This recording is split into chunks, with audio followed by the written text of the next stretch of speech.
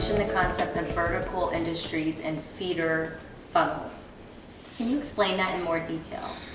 Well, Dr. Nora Feminina and I, back in, gosh, years of merger here, 2012, were doing a lot of research on why people aren't coming. That's where we kind of came up with that analogy, Field of Dreams.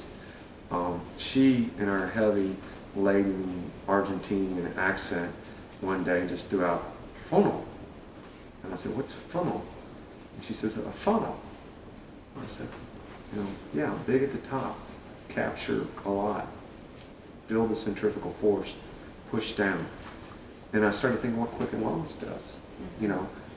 Broad appeal, start with mortgage calculators out here when people are just trying to figure out how much they can purchase a house from, all the way through the difficult process of originating a mortgage and validating all the application and the documentation, getting that mortgage funded and closed. It's a lot that can happen. So Nora had it right. It kind of is a funnel feeder.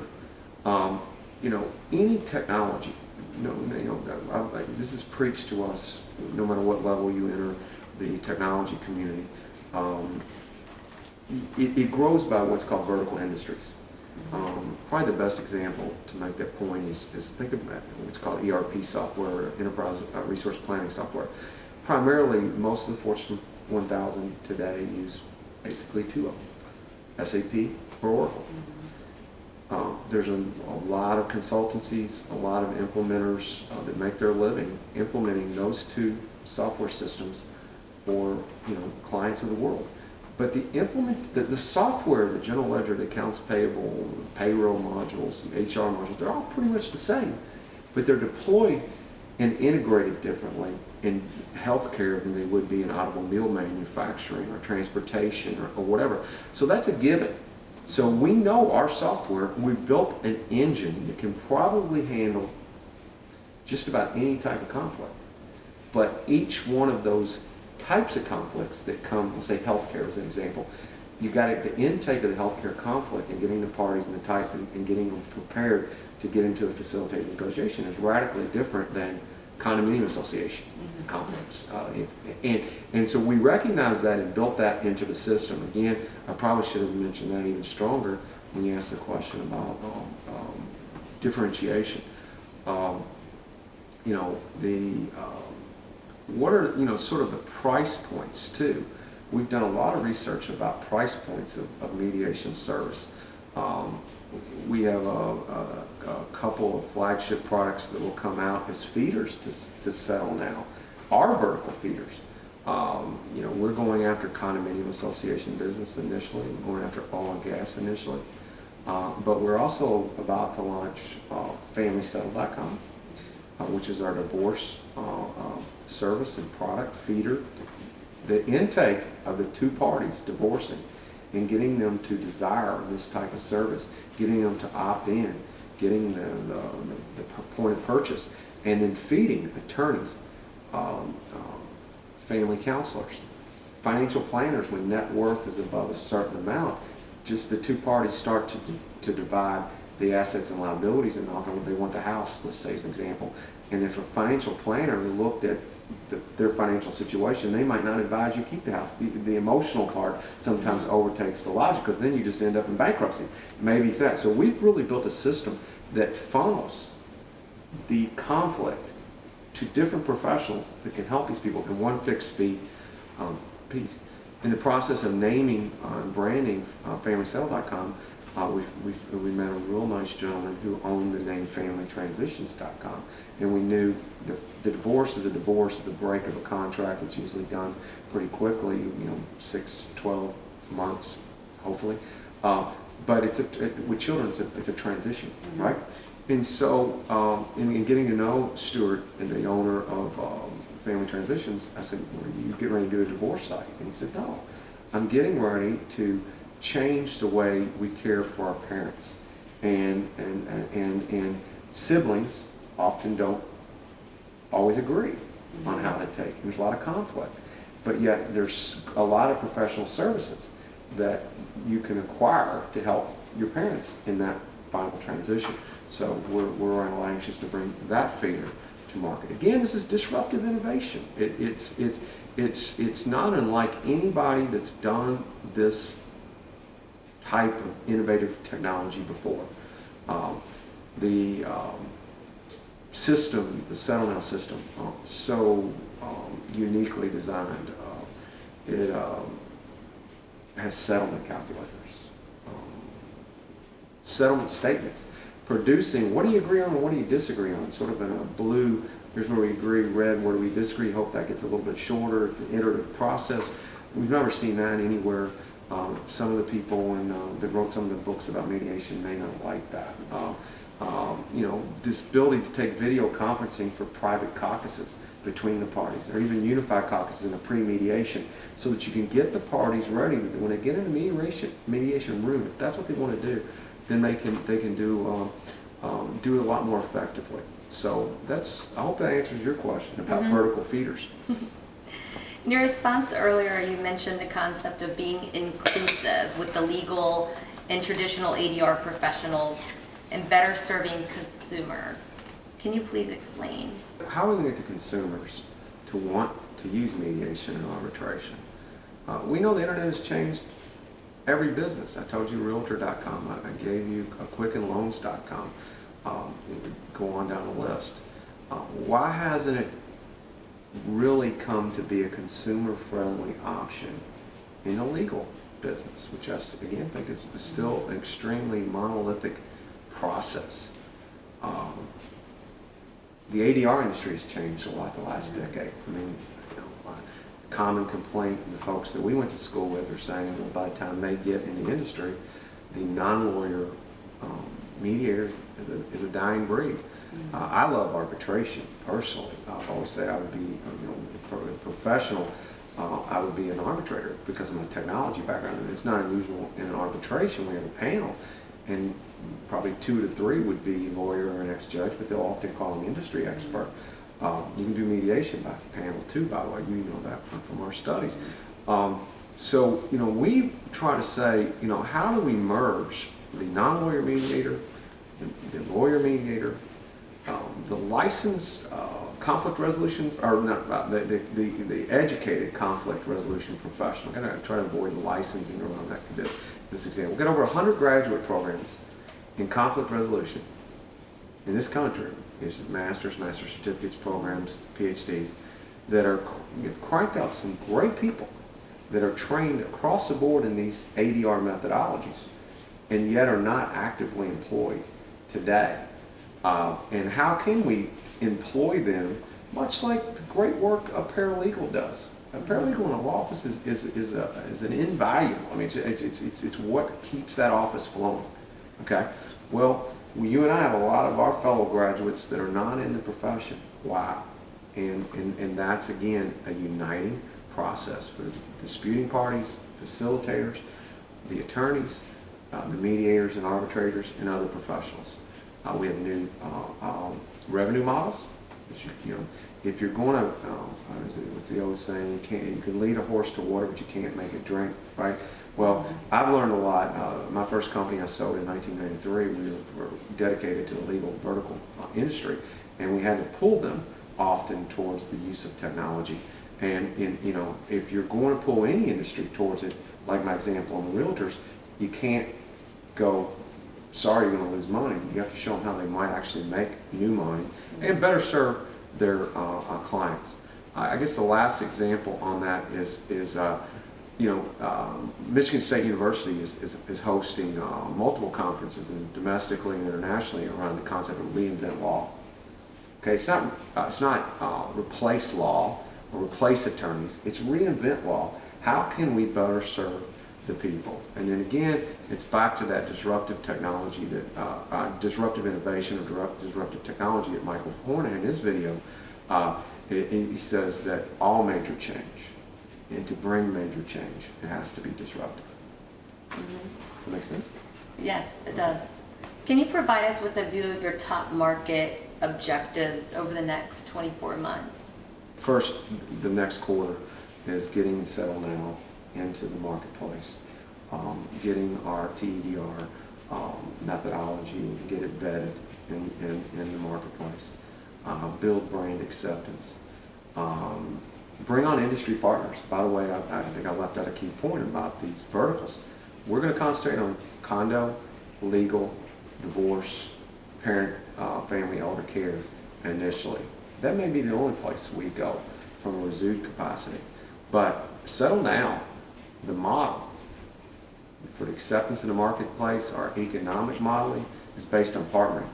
An example would be healthcare. There's somebody out there that wants to partner with us in the healthcare industry and use our engine. There's someone in the financial services industry, or multiple someones, and we're about gaining partners. So that's a major initiative for us. I tell all the guys each day, we're evangelists. We're as you said earlier about, people are not going to be, they're not going to necessarily just immediately be excited about our message to the marketplace because it's so different. So we have to become evangelists, like the original disciples that were preaching a message that wasn't necessarily accepted in mass. So that evangelism, this partner adoption in the key verticals. We're going to launch Family Settle. That's the next piece of technology we're going to bring. Right now, the plan is to test that in Broward County. Most of our family counseling team who helped us design that component of the service is based in Broward County. Broward County is a very populated area. You've got a good mix of, sort of a hodgepodge of everything. That's old Florida, new Florida, Hispanic Florida, two major, Broward and Dade County, two of the most populated areas. So we think it's a great place to try to launch this. We've recently opened up Resued Europe, or Resued EU, we like to call it, and so we're going to see that growth in Europe. Europe's actually ahead of the United States in many ways. Lastly, you can't do disruptive innovation without major cultural buy-in from our team. What I say to them is we're leading change. Again, simultaneously in this doctoral program at the University of Florida about educational entrepreneurship and educational change. Just recently been reading a book by John Cotter. He's a professor at Harvard. He's written a lot of books about how to lead and change management. And I tell our team we need to establish an urgency out in the marketplace. This is good technology. It's a good time to kind of jump on board. We have to create a group of people, and I think we have. That's another thing I should have said in the differentiation point. Our team is second to none, and it takes that kind of power of the team to lead change. I'd like to think through our TEDR we've developed a vision and a strategy. We're communicating that vision to everybody who wants to listen to us. We have to empower people for broad-based action, and that's a key term in Cotter's book. And what do? You generate short-term wins. You consolidate those short-term wins and gaining more and more change in the marketplace. And in the end, it really becomes an anchor for new approaches or new technology, new processes in the marketplace. And so that's the model. We've incorporated it into Cotter's broad-based action. Remove the obstacles, change the systems. In this case, implement a system. Change the structures, encourage new ideals, encourage innovation, encourage new actions in the marketplace. One of the last interviews we had on the Resued website, I've used in a couple of presentations the analogy to the CRM marketplace. I mentioned it earlier today. I just think no one ever heard the term CRM 20 years ago. And then when I first started, I said, customer relationship management. What are we going to teach our customers of these Fortune 1000 companies how to manage their customers better? Well, customer relationship management was sales force empowerment to the maximum, giving the sales team all the information they need and systems to sell. It's really what it is. And it's changed the world. You don't go anywhere today that you don't see Salesforce.com, and even Salesforce.com wasn't around conceptually or practically for the first decade of this.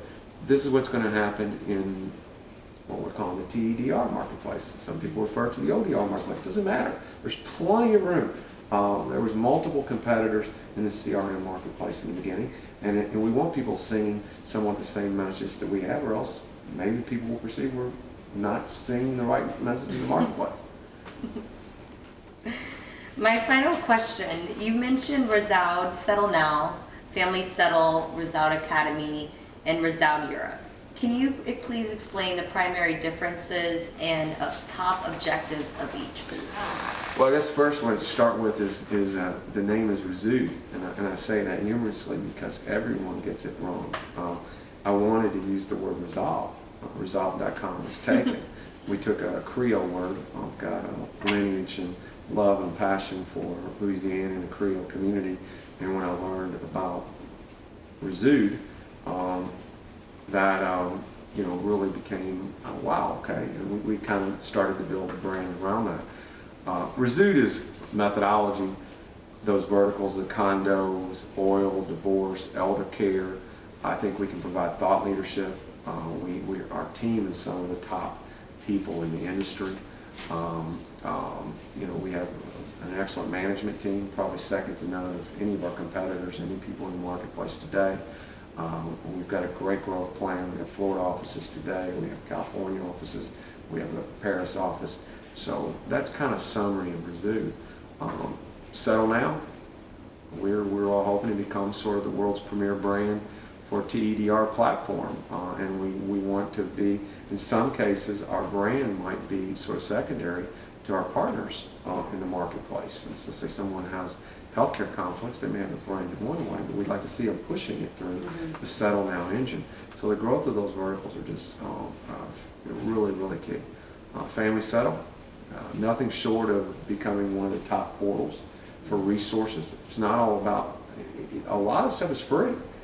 Divorcing people can come on and find book recommendations, videos, homework assignments from some of our professionals to prepare for divorce and focus on the children. I like to think it's the next generation of collaborative divorce, or collaborative divorce 2.0, but it's that merger of legal services, family counseling services, if required financial advisory services, and of course facilitated negotiation, and then mediation or arbitration. Resound Academy, I could send a whole interview. We're really, really excited about them. Actually, Resound Academy has probably got more traction in the marketplace thus far than anything else we've done. You can't bring new technology to the marketplace without having some obligation for training. Now, I'm not talking about training on how to use the application itself, but training to it's mystified me. It's been like a driving question. 99% of the contracts that we sign in business have a mediation and arbitration clause, but yet when it comes to or when it comes to a conflict that can't be resolved by a phone call or meeting, then all of a sudden no one knows what to do with it, and it ends up in the legal department, and then it doesn't take a path. Why? This isn't rocket science, so we studied it, right? So what can we do to change that? So Resound Academy kind of has about a four-pronged mission in the marketplace right now. Three products and an overall mission, I should say. We recently developed a relationship with USF St. Petersburg. They have a top 100 ranked online MBA program. And when you look at the 100 plus graduate programs, they're all in, for the most part, social sciences. One or two of them are now emerging in law school. I'm excited about that. I think that's great to get these young attorneys while in law school augmenting the classwork with these ADR methods. I think they'll make them better lawyers personally.